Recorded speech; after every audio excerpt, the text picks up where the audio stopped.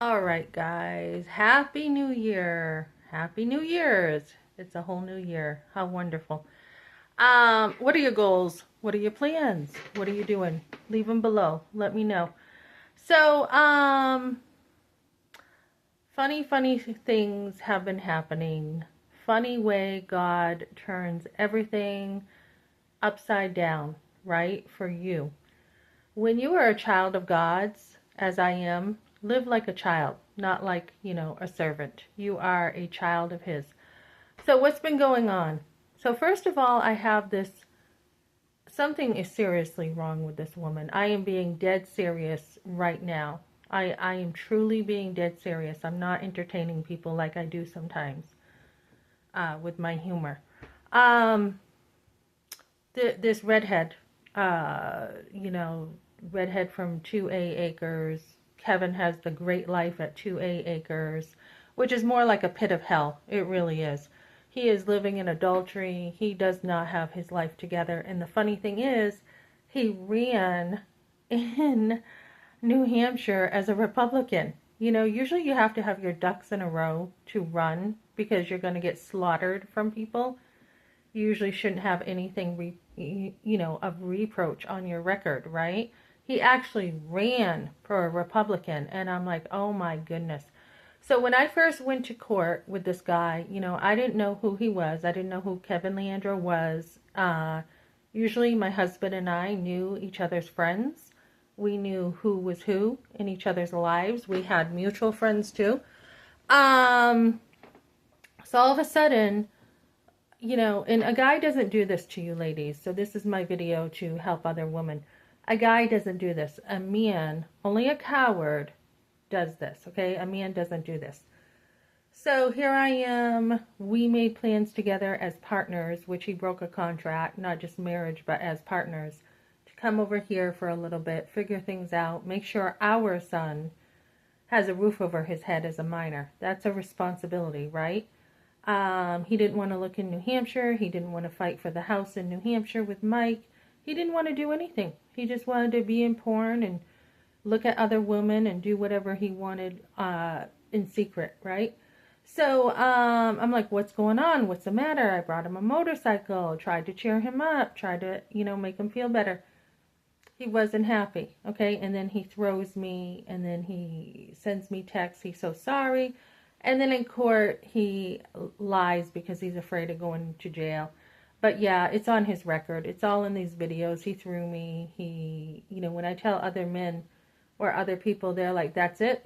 That's it. And that was the standard I always had, was if a man touches you, the end. So it is the end, guys. It is the end for our relationship. I will still go through court proceedings to get my alimony, but it is the end with him. I have pulled back from my channel on marriage to take some time just to think about things. He pulled back off of social media, and I'm like, okay, he's pulled back, and wonder why. Either he's hiding something, most likely, because he does hide things all the time, or he wants some space to think about things. But it's given me opportunity to think about things myself, and yeah, I it doesn't matter if he apologizes, guys. It really doesn't matter. There is nothing he can do to have me back now. The funny thing is, he, I got over here. He's like, I was worried about you. I didn't know how you were doing. I'm like, look, I was in Kansas. I didn't have internet. We went through a tornado. Da da da da da. So then the next thing I hear is, I'm sick of you and I'm divorcing you. All of a sudden, Kevin Leandro comes in the picture. I don't know who this guy is, except maybe through Stratum Tire at work. He, Ben met him there. No idea who this guy is. He comes across intimidating, right? With his swelling words of wisdom, right? That he talks in ways that sound like he is a true expert, but he is truly a Mr. Know-it-all. So anyways, I go through all this stuff with him, and I'm just persevering, and I'm just, not trying too hard. Not trying too hard. I want to see the fruit. I want to see who this guy is. I want to do my research on him. I see tons of people. he's had battles with because he's so opinionated in the paper and he's usually off. He doesn't even have the facts right. So I'm watching and I'm watching and I'm playing the game of time to watch and see what he does. And he is not anything to be afraid of. He is a small man. He's in adultery with the redhead at 2A Acres. She is a dog by all means. You ever get drunk and you wake up to a dog? She is the picture of a dog. So she can't talk either. She talks like this. And she makes faces when she talks. Seriously, guys, there is something wrong with her. She is totally off. So she's been coming after me on her social media, probably because I've been standing up for myself against Kevin, her man, and she doesn't like it. So she comes after me. One thing my mom taught me as a teenager, give it right back. Give it right back. My mom was a tough cookie and so was my dad. And I don't have a problem giving it back when somebody's coming at you guys. So not only will we have court proceedings, but she can't talk. So she's good probably just for one thing because she can't talk. Oh, wait, she can ride a motorcycle. Forgot about that. But she likes to get in my business. And usually a very insecure woman will do that. I have every right to stand up for myself against Kevin because he started this.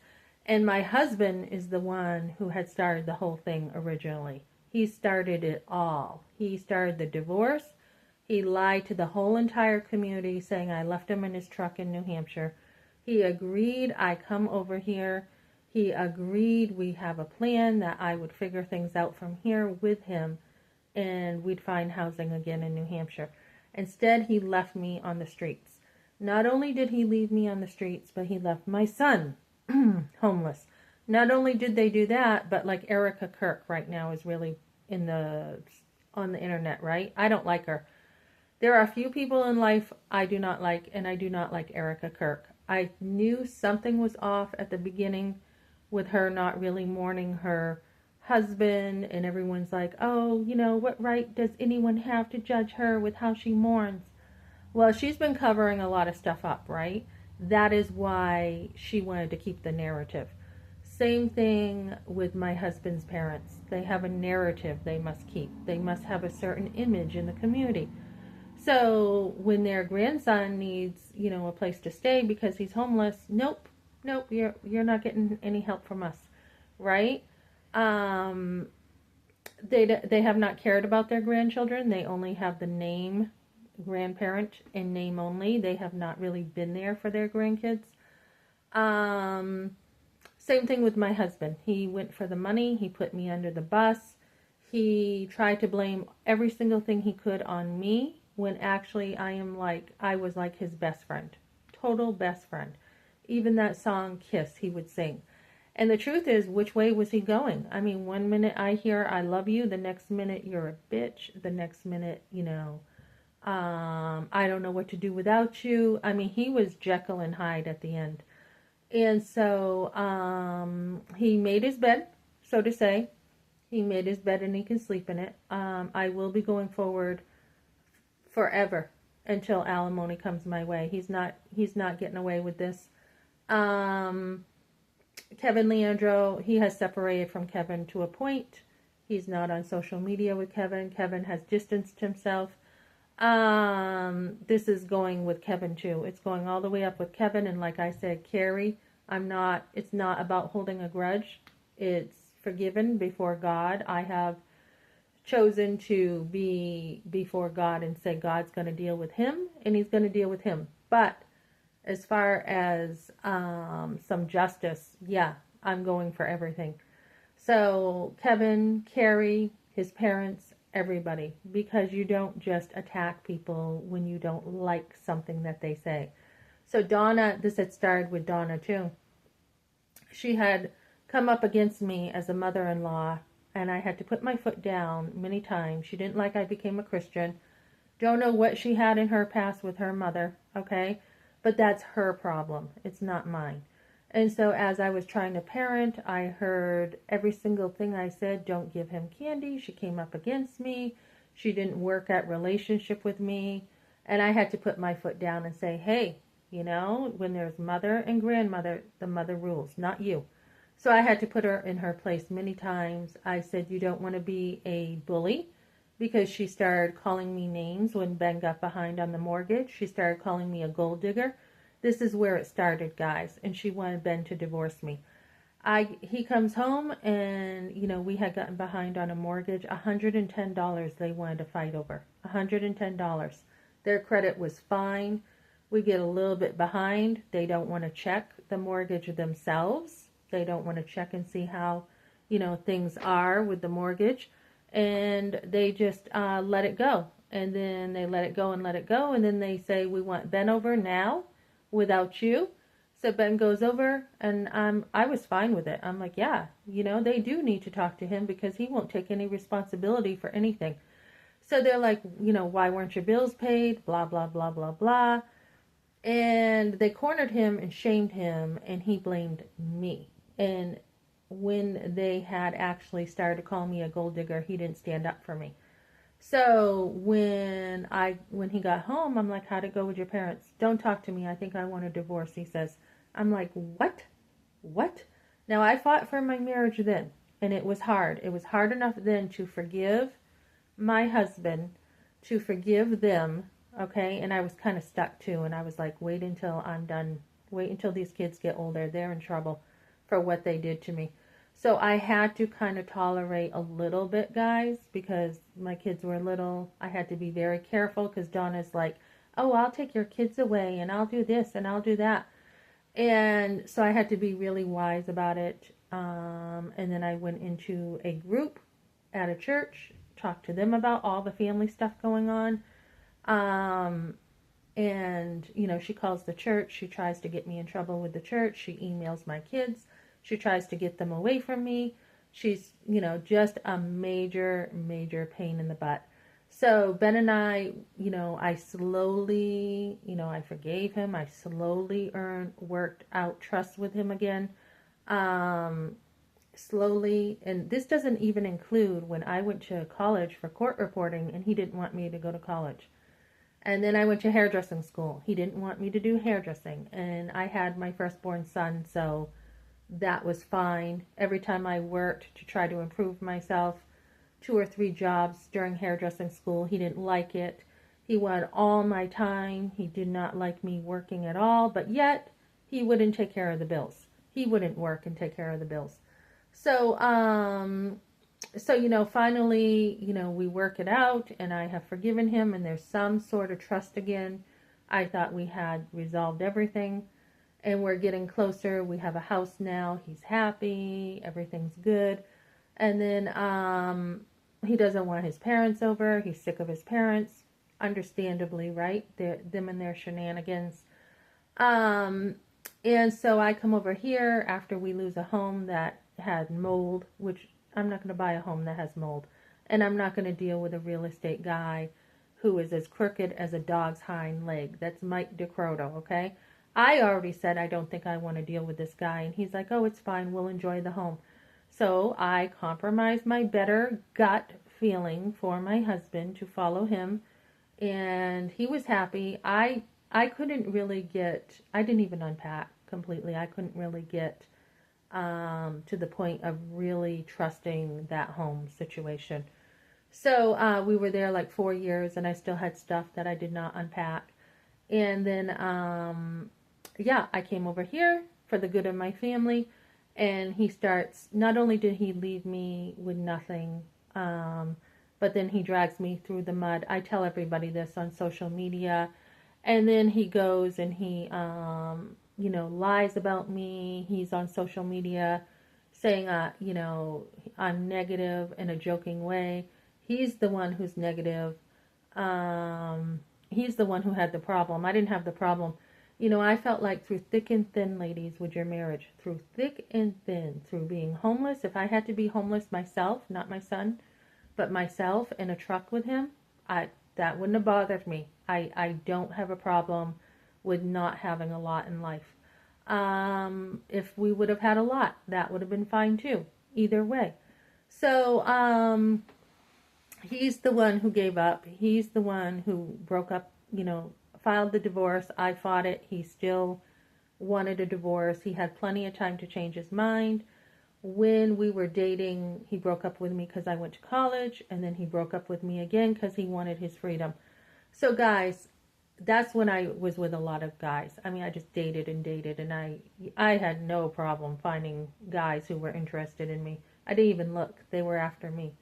So, he now has what he wants. He has a life without his best friend, and that is the way it's going to be. He is not going to be in my life ever again. If one of our sons dies, he is not going to be in my life. He is not going to be welcome in my life ever again because of the way he betrayed me. I mean, it's one, besides abortion, guys, which is one of the biggest betrayals ever when your parents want an abortion because your parents should protect you. This is like the second biggest betrayal ever you can have in your life. And because he chose, and it is his fault, Kevin has a part, but it's mostly my husband's fault. He is a grown-ass man. He knows what is right. He knows what is wrong. He would preach the Bible and say it's one man and one woman for life. And because he chose to put himself around the wrong people who he wanted around him to do evil, he will never have a chance with me again, guys. So I am now open, once again, to dating. I am now open to it. I didn't think I would ever get past this. I didn't think I'd ever be open again. But I am open to what God has for me. And I'm not saying it would be, I don't plan on getting married. But if God does want me to marry again, and that is his plan, then that is what will be happening. Because I did not choose divorce. He abandoned his family. He abandoned all of us. He's made no effort. So I am open and I am young enough to enjoy life again with somebody that maybe I can trust. So that's where I'm going in 2026, guys. I definitely, men are always interested in me. I don't have a problem with men who are interested in me, but I almost hated men at one point. I almost was like, all men are crap and I want nothing to do with them. Besides my sons I love. But, yeah, so I am open to what God wants now, and he's no longer in the picture because of what he did. He put such a deep cut into me like no other person did. I don't think, your parents you grow up with, you're on your own, pretty much as a young person. You're on your own. You're busy with your friends. You got your own life. But when your own husband, the closest relationship in your whole entire life, cuts you, basically kills you with everything that he did, there's no hope for him. I hope the best for him. He's probably got another woman. He's probably got her pregnant. Who knows where he's at in life. I have stopped caring after 33 years. I no longer care. So it's too late. There is no new slate. The Bible talks about a jubilee. Every 7 years, a new slate. There's no new slate with him. So we are done. And when someone has turned evil on you, they have literally acted one way in front of you, and then not only lied to you, betrayed you, broke your trust, left you under the bus to be homeless. I mean, if I was homeless, I could have easily been raped, guys.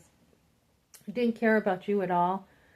There's no excuse for it, ladies. And never, ever trust a person like that again. At first, I was like, well, maybe he just was going through something. Maybe he, midlife crisis. It doesn't matter. Even if it's a midlife crisis, ladies, there's no excuse for it. So he doesn't deserve me, and he will never be in my life again. Never, never, ever, ever. And if he tries to use our sons to get in my life, it won't work. He is considered my enemy. And what you sow on earth will be up in heaven, and what does not go up to heaven with you will be gone. So what I'm trying to say is the things in heaven the things on earth you work on, that you're like, yeah, that's my brother in Christ. We walk together. We are both walking toward God. He is not walking toward God, although once saved, always saved. He has not repented. He is not walking with God. He's not going in the same direction. He will be going his own way as far as I know. I don't know what's going to happen to him, but I have stopped caring. And we are truly done for good. But I will be going to court, and I will be working with the courts to get what is owed to me. Okay, thanks for joining me, guys.